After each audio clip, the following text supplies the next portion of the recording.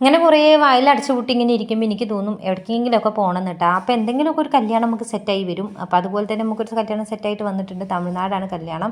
അപ്പോൾ ആദ്യം നമ്മൾ ഇവിടുന്ന് അടിമാലിയിലേക്കാണ് പോകുന്നത്. ഇത് നേര്യമംഗലം പാലമാണ്. ഞങ്ങളുടെ കുറ്റിപ്പുറം പാലം പോലത്തെ ഒരു പാലം അല്ലേ. നമ്മൾ മലപ്പുറംകാർക്ക് അറിയാമല്ലോ നമ്മൾ കുറ്റിപ്പുറം പാലം.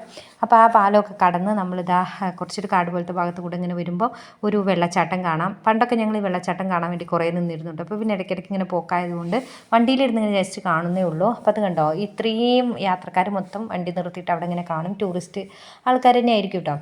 അപ്പം യാത്രയ്ക്ക് ഇടയ്ക്ക് ഞങ്ങളിങ്ങനെ ഓരോ സാധനങ്ങളൊക്കെ തിന്നുന്നുണ്ട്. പിന്നെ അടിമാലി എത്തി. അവിടുന്ന് ഞങ്ങൾ വാനിലാണ് പോയിട്ടുണ്ടായിരുന്നത്.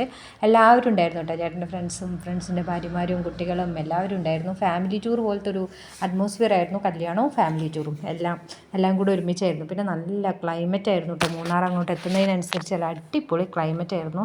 നിന്ന് പോകാനൊക്കെ തോന്നിയിട്ടുണ്ടായിരുന്നു. മീൻസ് വണ്ടിയിൽ നിന്ന് പോകാനല്ല, അവിടേക്ക് ഇറങ്ങി പോകാനെന്ന്. അപ്പോൾ ബാക്കി വിശേഷങ്ങൾ നമുക്ക് അടുത്ത വീഡിയോയിൽ കാണാം.